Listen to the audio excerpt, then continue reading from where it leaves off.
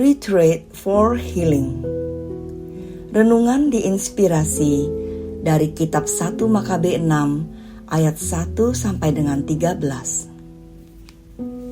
Sementara itu, ketika Raja Antiochus menjelajahi daerah pegunungan, ia mendengar bahwa Elimais, sebuah kota di Persia, sangat termasyhur karena perak dan emas. Kuilnya sangat kaya, penuh dengan perisai emas, baju sirah, dan senjata yang ditinggalkan Alexander anak Filipus. Dialah Raja Makedonia yang pertama memerintah orang Yunani. Antiochus berangkat ke sana dan berusaha merebut serta menjaranya. Namun ia tidak berhasil karena rencananya diketahui oleh penduduk kota itu. Mereka memberi perlawanan sehingga raja melarikan diri.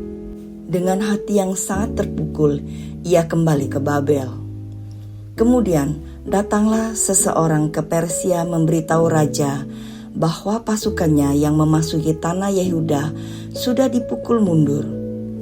Demikian pula Lisias yang berangkat dengan pasukan yang kuat mundur dan melarikan diri dari orang Israel.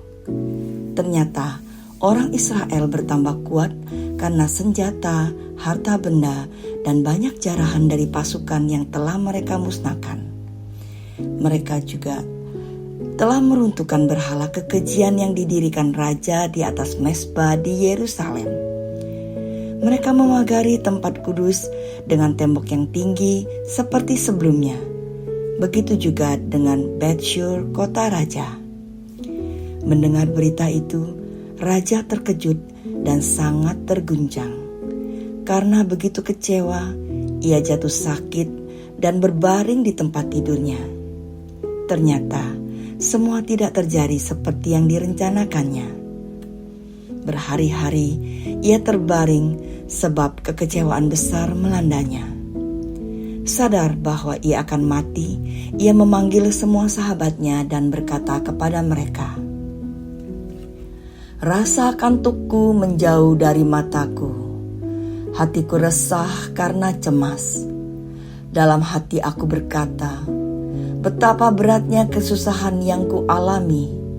Betapa dalamnya aku tenggelam oleh arus kesedihan. Padahal semasa kejayaanku, aku begitu murah hati dan dikasihi. Kini aku teringat akan kejahatan-kejahatan yang kulakukan di Yerusalem. Segala perlengkapan perak dan emasnya telah kurampas. Tanpa alasan kuberi perintah untuk membinasakan penduduk Yehuda. Aku sadar itulah sebabnya semua bencana ini menimpahku. Sungguh, aku binasa di negeri asing dalam kekecewaan yang besar." Demikianlah sabda Tuhan. Syukur kepada Allah. Bacaan pertama hari ini mengambil kutipan dari 1 Makabe, salah satu kitab Deuterokanonika. Meskipun sebagian orang menganggap kitab Makabe tidak diilhami secara ilahi karena nampaknya tidak melibatkan peranan Tuhan secara eksplisit, namun kitab ini tetap dapat dijadikan bahan perenungan. Bahan ini mengangkat kisah seorang tokoh yang digambarkan sebagai tunas yang berdosa, yaitu Antiochus Epiphanes, seorang penguasa yang naik tahta pada tahun 175 sebelum Masehi pada masa kerajaan Yunani.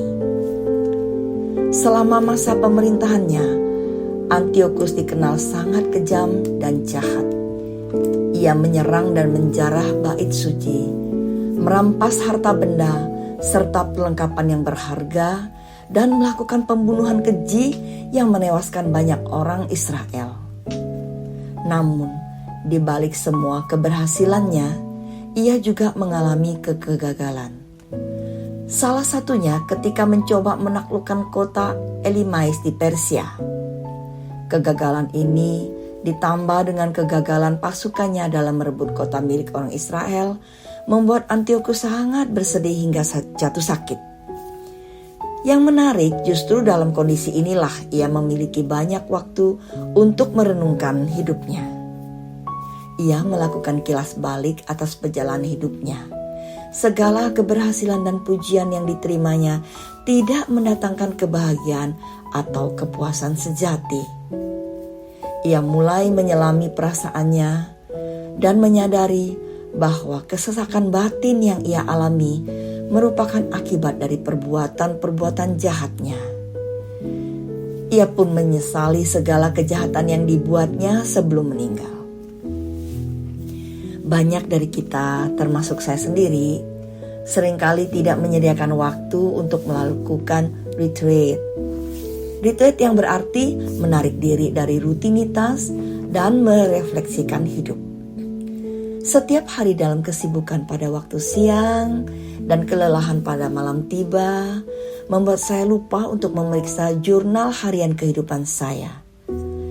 Pikiran-pikiran yang menyusahkan tanpa disadari kerap menjadi pemicu berbagai penyakit yang merupakan manifestasi dari penumpukan sampah jiwa. Seharusnya kita tidak perlu menunggu hingga menjelang ajal seperti yang dialami oleh Raja Antiochus Epiphanes, barulah mulai kita memeriksa batin. Marilah kita senantiasa menyediakan waktu untuk membersihkan sampah jiwa agar kita tidak hidup dalam penyesalan. Marilah kita berdoa. Ya Bapa yang Maha Rahim, kami bersyukur atas waktu yang Engkau berikan. Biarlah setiap hari menjadi hari baru yang akan kami isi dengan hal-hal yang baik. Buatlah hati kami senantiasa bersyukur dan berterima kasih karena kerahiman-Mu yang membebaskan kesesakan hidup kami. Amin.